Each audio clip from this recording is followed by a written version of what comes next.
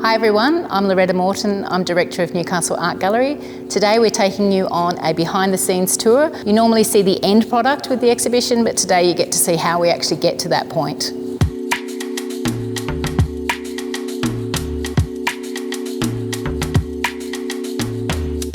So the artist is in his 90s and this is his first ever survey show.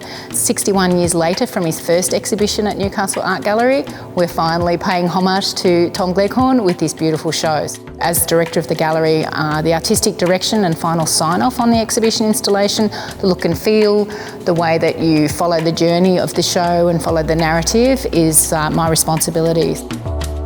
My role as exhibitions coordinator is to pretty much lay out everything that you see in the space for an exhibition. Very typically we start with a really basic mud map. I'll work from a works list, eventually tying it up into a three-dimensional drawing, which I do in SketchUp, of the space, and we start to lay those works out.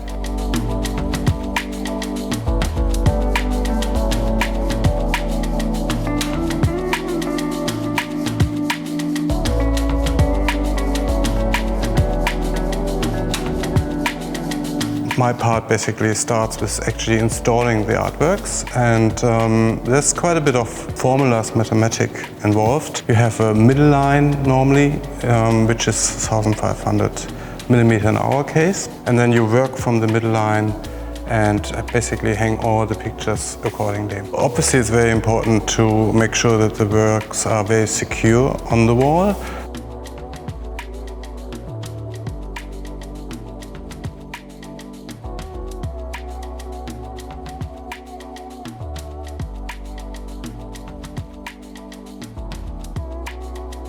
Hi, I'm Sarah Johnson. I'm the curator here at Newcastle Art Gallery. Condition reporting is a really important part of the exhibition process, and it usually happens just before we open an exhibition while we're still in the installation period. It gives us an important opportunity to monitor the conditions of the works, not only our own collection but particularly loans that have come in.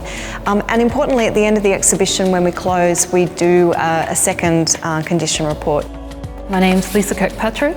I am the Collection and Exhibitions Officer at Newcastle Art Gallery. I work a lot with the works that are in our collection, and I also work on the captions for an exhibition. Often as well we'll have an extended caption which might explain a bit more about what the work's about, why it was created. The artist might have written something in particular. We don't want to distract too much from the works on the wall. We just try and have a little subtle kind of addition next to it. So the very last step in the installation is the lighting, and the lighting is obviously a very important part. So you have to adjust it to the work, but also to the requirements for people to be able to see them.